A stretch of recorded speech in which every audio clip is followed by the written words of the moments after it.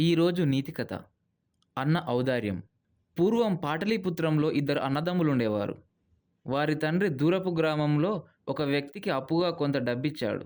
ఆ తరువాత కొంతకాలానికి చనిపోయారు.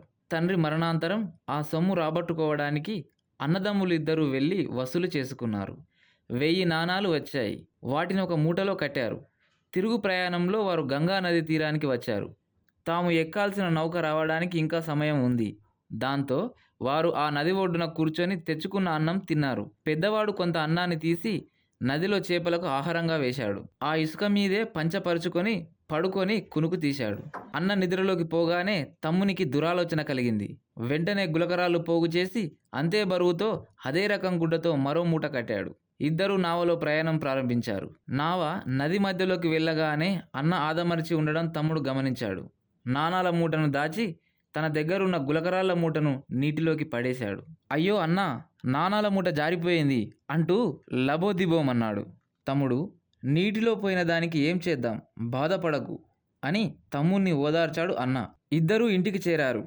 తాను దాచిన అసలు నాణాల మూటను బయటికి తీసి గబగబా విప్పి చూసి హతాశుడయ్యాడు తమ్ముడు. ఆ మూటలో గులకరాళ్ళు ఉన్నాయి.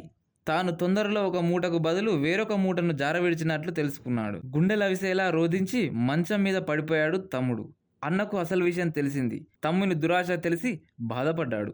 ఆ మరునాడు జాలర్లు గంగలో చేపలు పట్టి అమ్మడానికి వీధిలోకి వచ్చారు.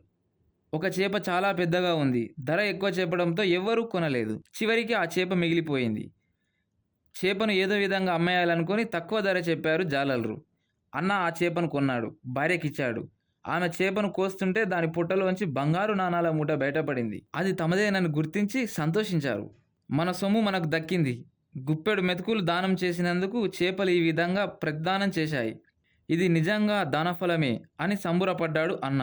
విషయం తెలిసి ఈ సొమ్ములో నీ తమ్మునికి వాటా ఇవ్వొద్దు అన్నారు మిత్రులు, కుటుంబ సభ్యులు. లేదు లేదు, ఇది నా స్వంత సొమ్ము కాదు, మా నాన్నది. అది మా ఇద్దరికి సమానంగా చెందాలి. అదే న్యాయం, అదే ధర్మం. అధర్మం మనకు సుఖాన్ని ఇవ్వదు, ఐశ్వర్యాన్ని ఇవ్వదు, కీర్తిని ఇవ్వదు అని 500 నాణాల్ని తమ్మునికి పంపాడు అన్న. తమ్ముడు సిగ్గుపడ్డాడు. తన తప్పు తెలుసుకున్నాడు. ఆపై సరైన దారిలో నడిచాడు.